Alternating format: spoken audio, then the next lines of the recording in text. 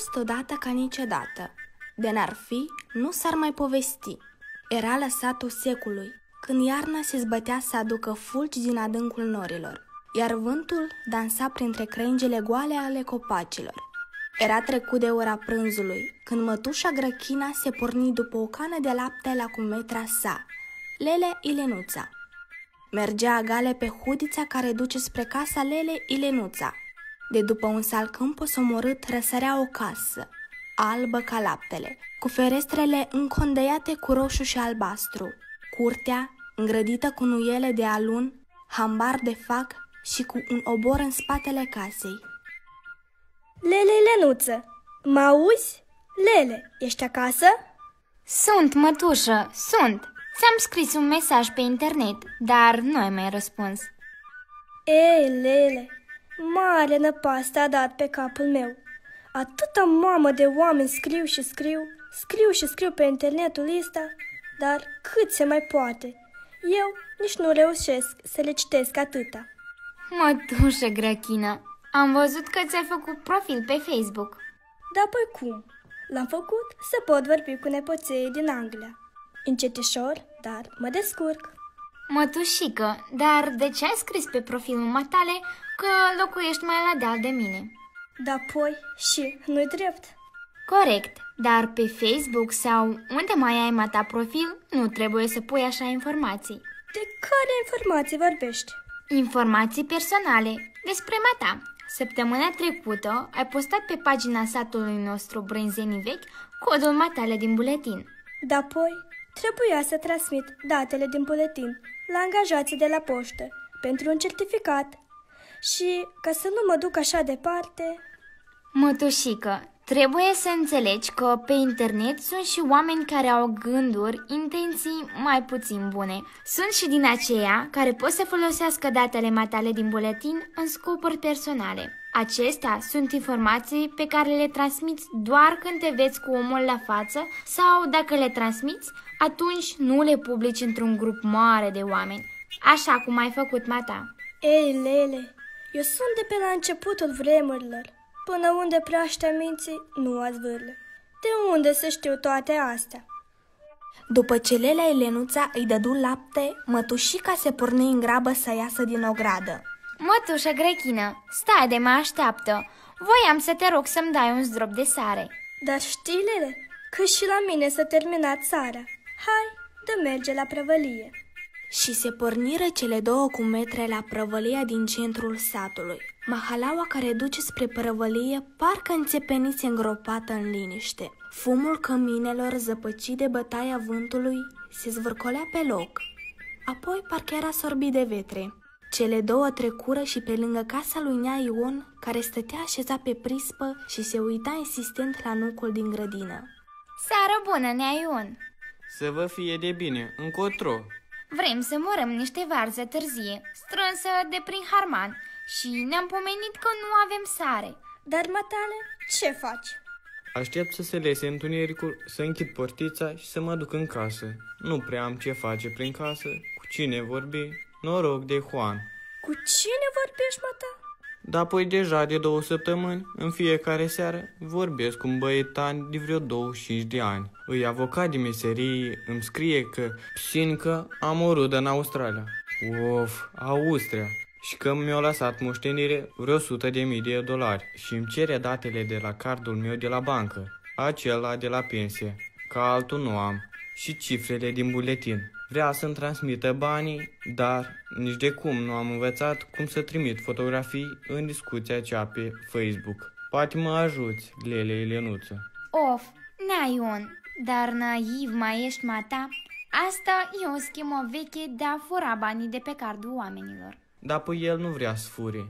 El are bani, băietul. Vrea doar să-mi transmită banii de la vărul cel al meu, care mi-a lăsat moștenire. Nea Ion, mătăși, chiar îi crezi pe toți? Și rude ai mata în Austria aceea. Părinții mata, de unde-s? De aici, din Brânzenii Vechi și noi. Dar bunei matale? Tot de prin Telenești. Câți verișori mata ai? Vreo 6 și tot ce au făcut casele aici în sat, dar numai eu am rămas în viață. Apoi, Dacă neam din neamul matale e din Moldova, cum verișorul și ăla a ajuns în Austria?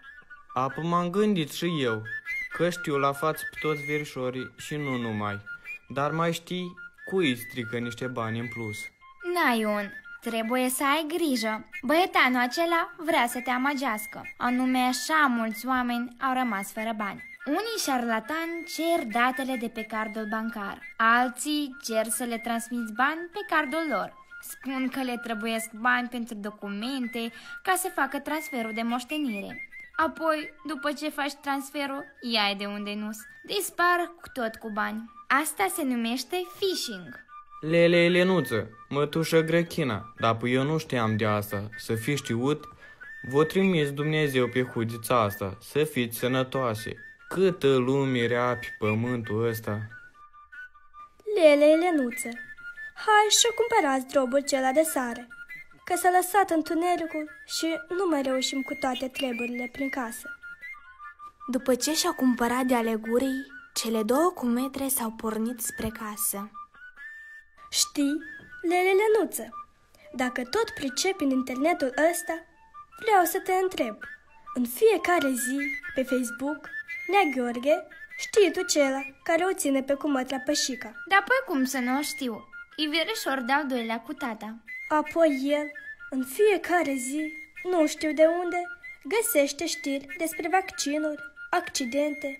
Când le citesc, mă apucă groaza. Câte se întâmplă! Numai că, de fiecare dată când deschid un site, din acela pe care îl distribuie Nea Gheorghe, apare așa un text mare care zice că dacă vreau să citesc articolul, trebuie obligatoriu să distribui pe Facebook. Eu îl distribui, dar chiar de fiecare dată, eu nu vreau pe toate știrile care le citesc să le vadă și alții.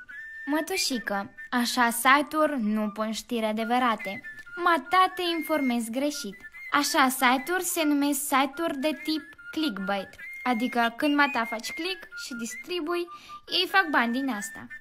Am citit și pe mediacritica.md, dar memoria îmi joacă feste. Iar am călcat strâmb și am distribuit știri născocite.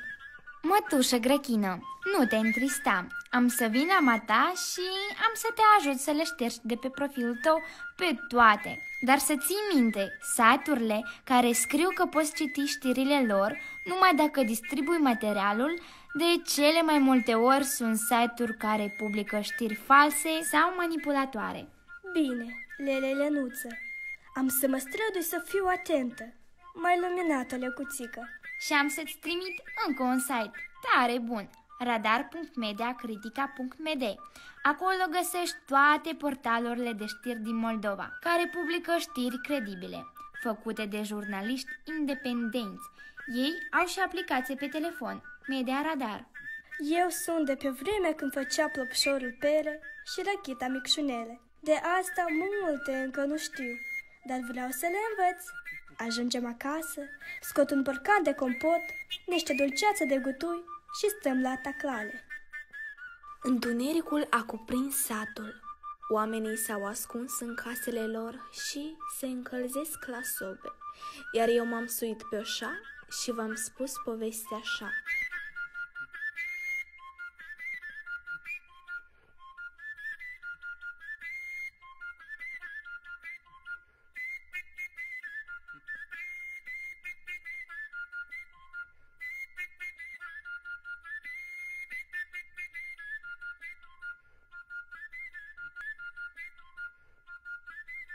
Sunt. Ți-am scris un mesaj pe internet. Borcan de compot, niște dulceați compot.